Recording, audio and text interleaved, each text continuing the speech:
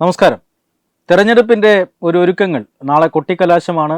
രാഷ്ട്രീയ കേരളം വലിയ പ്രചാരണ ചൂടിലുമാണ്. സതീഷ്, നമസ്കാരം.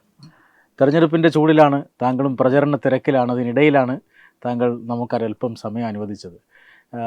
നമുക്കറിയാം, കേരള രാഷ്ട്രീയം ഇതുവരെ കണ്ടിട്ടില്ലാത്ത തരത്തിലുള്ള ഒരു നിറത്തിലേക്ക് ഈ കേരളത്തിലെ തെരഞ്ഞെടുപ്പ് പ്രചരണം പോവുകയാണ്.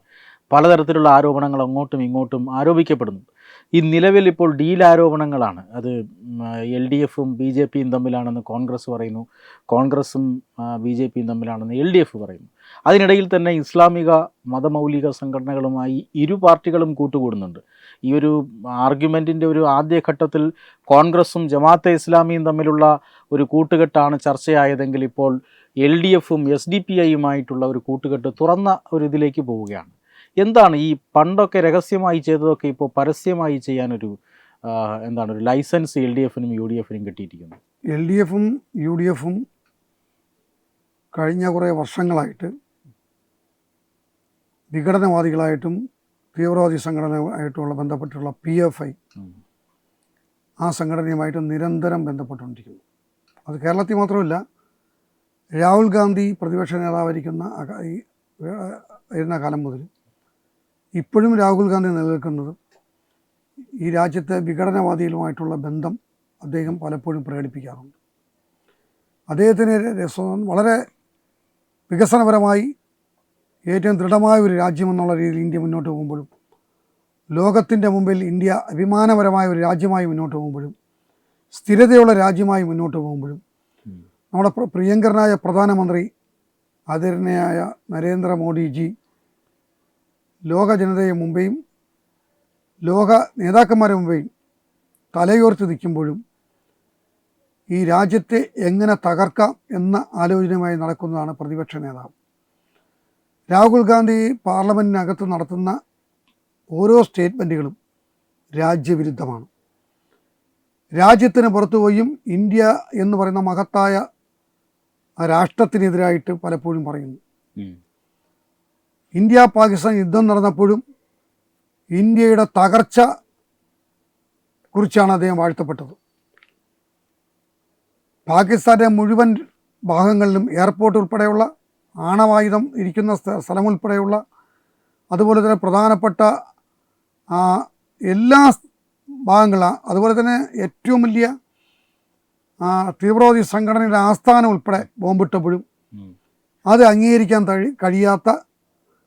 അംഗീകരിക്കാൻ തയ്യാറാവാത്ത ഒരു നേതാവാണ് രാഹുൽ ഗാന്ധി. ആ രാഹുൽ ഗാന്ധിയുടെ പിന്തുണക്കാരാണല്ലോ കേരളത്തിലുള്ളത്. ഇവിടെ സംബന്ധിച്ചിടത്തോളം VD സതീശനായിരുന്നാലും, അല്ലെങ്കിൽ സണ്ണി ജോസഫ് KPC പ്രസിഡന്റ് ആയിരുന്നാലും, അല്ലെങ്കിൽ രമേശ് ചെന്നിത്തലയായിരുന്നാലും, അവർക്കൊക്കെ ഭരണത്തിൽ വരണം എന്നുള്ള ആഗ്രഹം മാത്രമേ ഉള്ളൂ. കേരളത്തിൽ കഴിഞ്ഞ 10 വർഷക്കാലം ഭരണമില്ലാതെ നടന്നതിൻ്റെ നിരാശ കൊണ്ട്, പിന്നെ രാഹുൽ ഗാന്ധിയുടെ നിർദ്ദേശപ്രകാരം ഇന്ത്യയിൽ നിരോധിച്ച തീവ്രവാദത്തിൻ്റെ പേരിലും രാജ്യവിരുദ്ധതയുടെ പേരിലും ഈ രാജ്യത്തെ നശിപ്പിക്കാൻ ശ്രമിച്ച ഒരു വിഘടന സംഘടന എന്നുള്ള രീതിയിലും PFIയുടെ അതേ സംഘടനയുടെ ഒരു രൂപമാണ് SDPI. ആ സംഘടനയെ ഇന്നിവിടെ 2 പാർട്ടികൾ തമ്മിൽ തർക്കിക്കുന്നത് ഈ SDPയും PFI സംഘടനകളെ വീതം വയ്ക്കാൻ വേണ്ടി മാത്രമാണ്.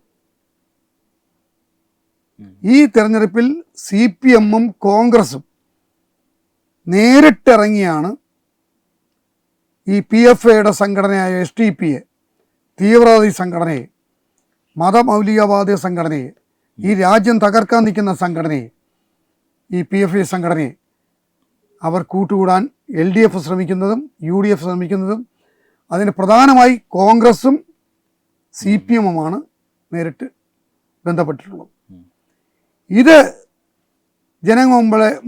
ജനങ്ങളെ മുമ്പാകെ മറ്റൊരു രീതിയിൽ തെറ്റിദ്ധരിപ്പിക്കുന്നതിന് വേണ്ടിയാണ് BJPയുമായി CPM ഡീലെന്നും കോൺഗ്രസുമായി BJP ലീഡെന്നും കോൺഗ്രസും CPMും പരസ്പരം പറയുന്നു.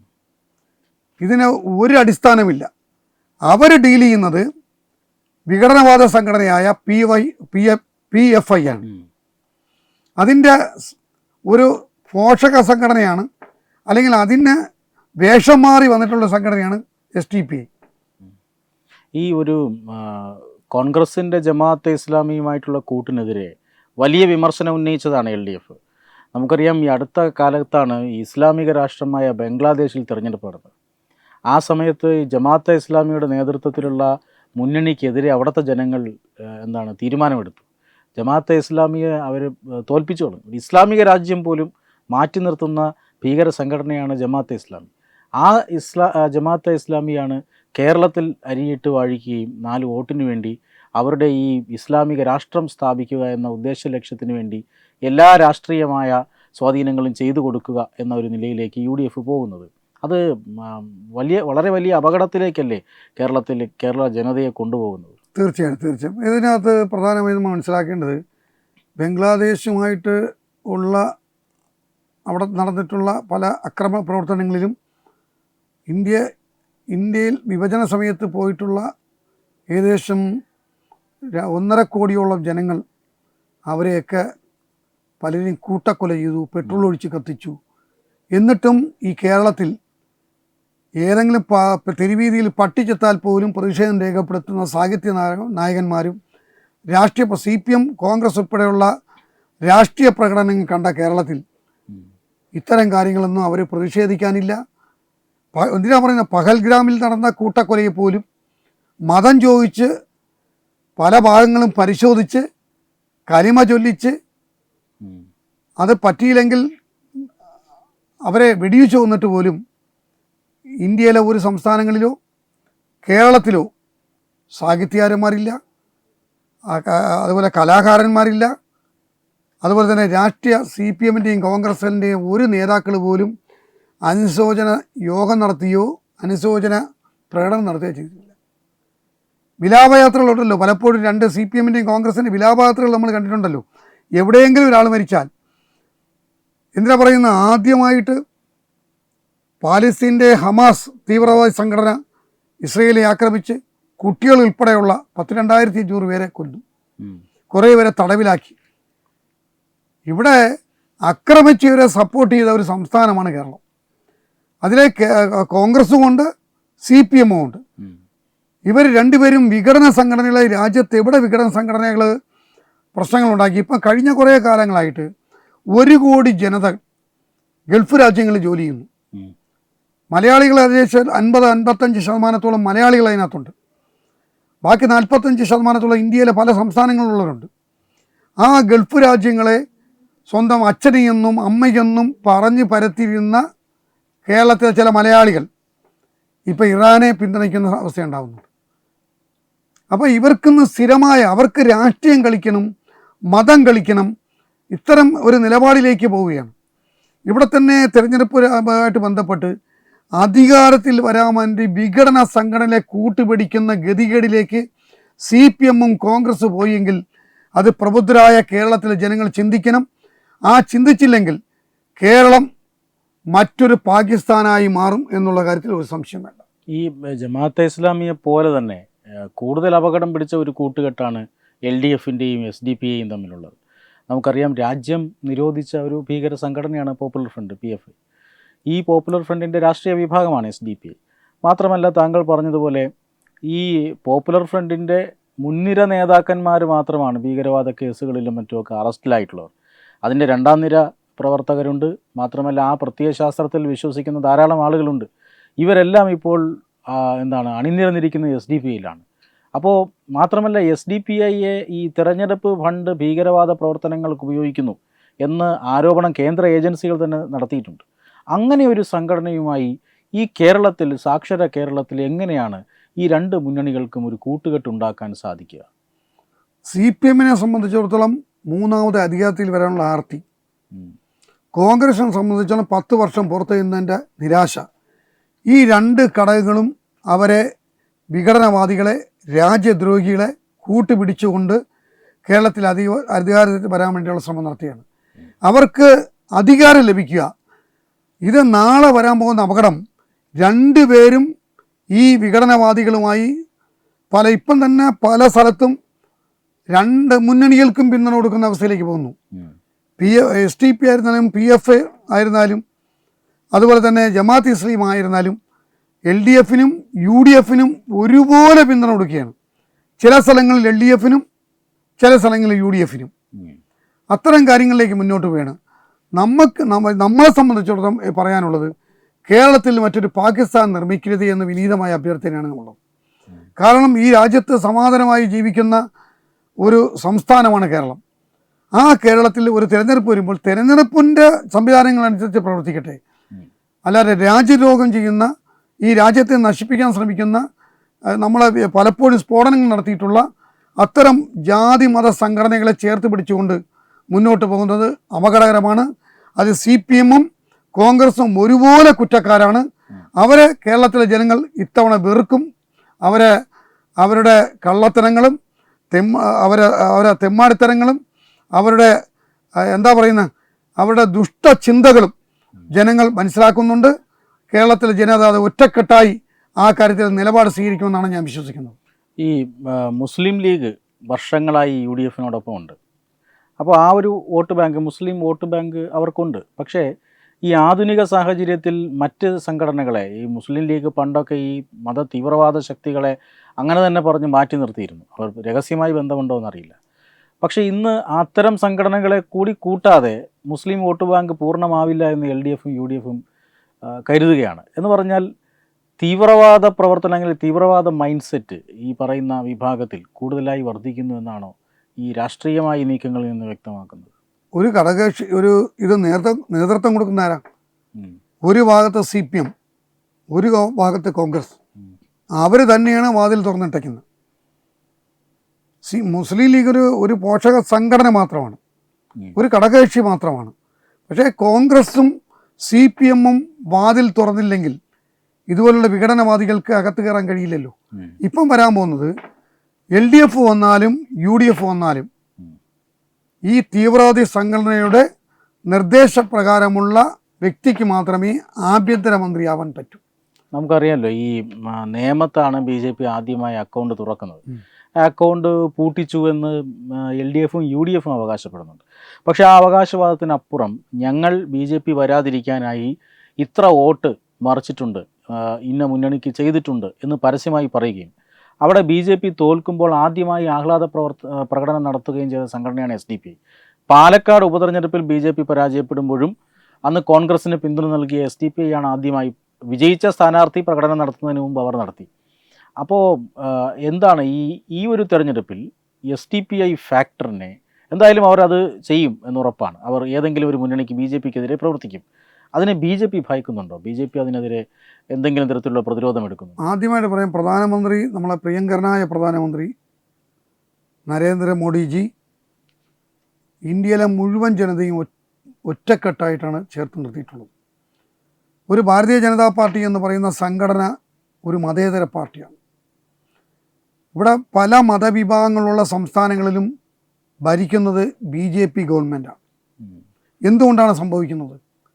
നരേന്ദ്രമോദി എന്ന് പറയുന്ന പ്രഗത്ഭനായ പ്രധാനമന്ത്രിയുടെ നിർദ്ദേശപ്രകാരം അതേ മതേതര രീതിയിലാണ് പ്രവർത്തന ശൈലിയുമായി മുന്നോട്ട് പോയിട്ടാണ് അതാത് ഗവൺമെൻറ്റുകൾ പല സംസ്ഥാനത്തും, അത് മധ്യപ്രദേശിലായിരുന്നാലും രാജസ്ഥാനായിരുന്നാലും മഹാരാഷ്ട്ര ആയിരുന്നാലും ഹരിയാന ആയിരുന്നാലും ഏത് സംസ്ഥാനത്തും, ആസാമിലായിരുന്നാലും ഛത്തീസ്ഗഡിലായിരുന്നാലും എവിടെ ആയിരുന്നാലും ഏത് സംസ്ഥാനത്തും ഇത് ഒരു BJP ഗവൺമെൻറ് കടന്നു വരുന്നത് മതേതരം പറഞ്ഞുകൊണ്ടാണ്. അതുകൊണ്ട് മതേതരവുമായി ബന്ധപ്പെട്ടിട്ടുള്ള ആളുകളുടെ വോട്ടുകൾ ലഭിക്കാറുണ്ട്. അത് പ്രത്യേകിച്ച് നമുക്ക് കുറേയൊക്കെ ബുദ്ധിമുട്ട് വന്നിട്ടുള്ളത് കേരളത്തിൽ മാത്രമാണ്. പ്രബുദ്ധമായ ജനങ്ങളുള്ള ഒരു നാടാണ് കേരളം. ആ നാട്ടിൽ കള്ളപ്രചരണങ്ങൾ CPM-ൻ്റെ നേതൃത്വത്തിലും കോൺഗ്രസിൻ്റെ നേതൃത്വത്തിലും കുറേ വർഷങ്ങളായി ബഹുമാനപ്പെട്ട നരേന്ദ്രമോദിജിയെക്കുറിച്ചും കേരളത്തിലെ നമ്മുടെ പ്രിയങ്കരനായ സംസ്ഥാന പ്രസിഡന്റ് രാജീവ് ചന്ദ്രശേഖർ ഉൾപ്പെടെയുള്ള പ്രമുഖ നേതാക്കളെ ഒക്കെ ഒരു ശത്രുപക്ഷത്ത് നിർത്തിക്കൊണ്ട് ജനങ്ങൾ മുമ്പിൽ നുണപ്രചരണം നടത്തുകയാണ്. ഈ നുണപ്രചരണങ്ങൾ ഇനി കേരളത്തിൽ ഫലപ്രദമായി വിനിയോഗിക്കാൻ CPM-നും അതുപോലെ തന്നെ കോൺഗ്രസിനും കഴിയില്ല. കാരണം ജനങ്ങൾ ബോധ്യപ്പെട്ട് തുടങ്ങിയിട്ടുണ്ട്.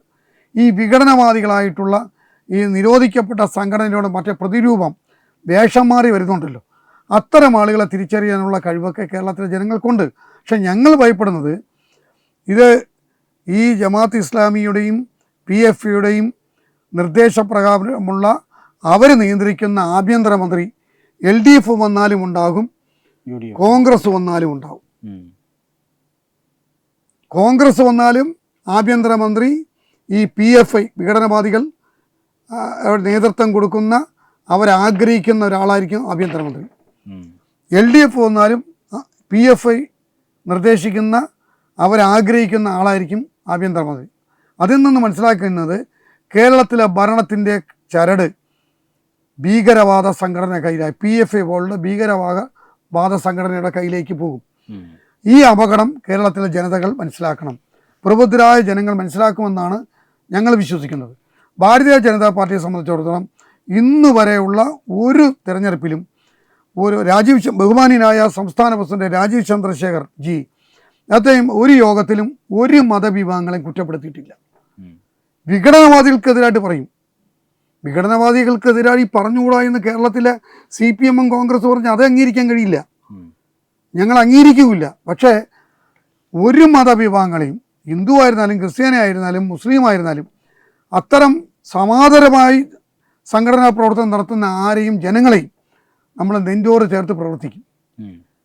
അതാണ് ഭാരതീയ ജനതാ പാർട്ടിയുടെ നിലപാട്. ഈ ഇസ്ലാമിക ഭീകര സംഘടനകൾ ഇപ്പോൾ ഉദാഹരണത്തിന് SDPI അവസാനമായി ഈ LDFന് പിന്തുണ പ്രഖ്യാപിക്കുമ്പോൾ അവർ ചില നിബന്ധനകൾ പറഞ്ഞിട്ടുണ്ട്.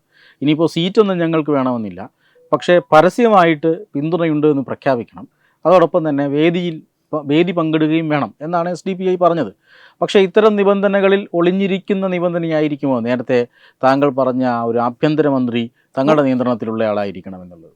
അവരുടെ ലക്ഷ്യം തന്നെ ഇതിനകത്ത് നിയന്ത്രണം അവരെല്ലാം കയ്യിലാക്കുക എന്നുള്ളതാണ്. അവർ പല രാജ്യത്തും ഇതേ നിലപാട് സ്വീകരിച്ചിട്ടുണ്ട്. അപ്പോൾ ഈ അവിലും മലരും കുന്തിരിക്കവും എന്ന മുദ്രാവാക്യം പ്രാവർത്തികമാക്കാൻ വേണ്ടിയാണ് ഇവർ UDF വന്നാലും LDF വന്നാലും അവരുടെ നിയന്ത്രണത്തിലേക്കുള്ള അധികാരം കൊണ്ടുപോകാനുള്ള ശ്രമങ്ങളാണ് നടക്കുന്നത്.